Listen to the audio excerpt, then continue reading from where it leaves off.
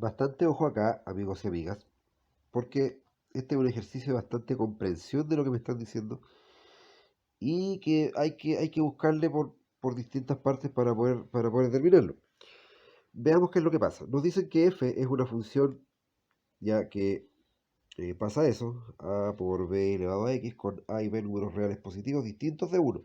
Esto es importante para poder después evaluar lo que ocurre al final.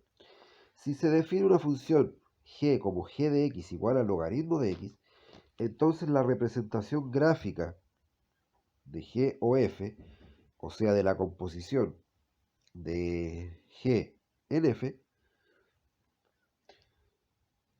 correspondería entonces a qué tipo de curva. Eso es lo que nos están preguntando. Como en realidad yo lo que tengo que evaluar dentro de las alternativas, lo que me preguntan es evaluar la composición g o f, lo primero que habría que hacer, yo creo, sería ver cómo quedaría la función si la componemos así. Es decir, yo tengo que evaluar esto. Y eso, voy a seguir por acá, sería g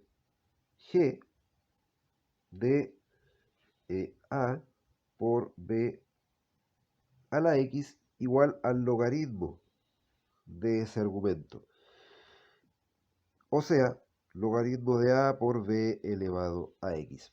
Así nos quedaría. Vamos a seguir al otro lado. Logaritmo de a por b elevado a x. Tenemos que evaluar si esto pasa por el origen, si es una curva creciente. Ahí vamos a ver qué es lo que ocurre con esto. Entonces, vamos a decir lo siguiente. Por propiedades de logaritmo, esto es lo mismo que decir logaritmo de a más logaritmo de b a la x. Y por lo tanto, esto sería lo mismo que el logaritmo de a más x logaritmo de b. O sea que nuestro i estaría representado por eso. Si nosotros nos damos cuenta, si nosotros nos damos cuenta, eh, lo que nos dice el enunciado es que A y B son reales positivos distintos de uno, distintos de uno.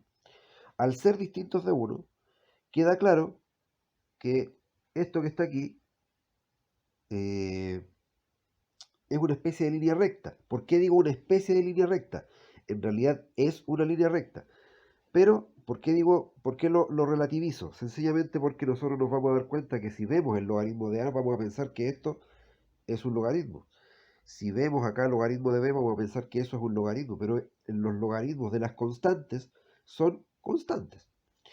Y recordemos que la única posibilidad de que un logaritmo sea cero es que pase eso. Y acá me están diciendo claramente que los a y b son distintos de uno. Por lo tanto, yo lo que puedo extraer de acá, lo que puedo concluir, es que esto que está aquí arriba, todo esto que vimos recién, es una línea recta. Esto es una constante y esto es una constante. O sea, sería muy similar a decir eh, algo así, donde m en este caso representaría el logaritmo de b y b representaría el logaritmo de a. Esto lo pongo así porque es la ecuación de la recta que tiene la misma forma que lo que está arriba, que no nos confunda el logaritmo. Eso es lo que quiero decir finalmente.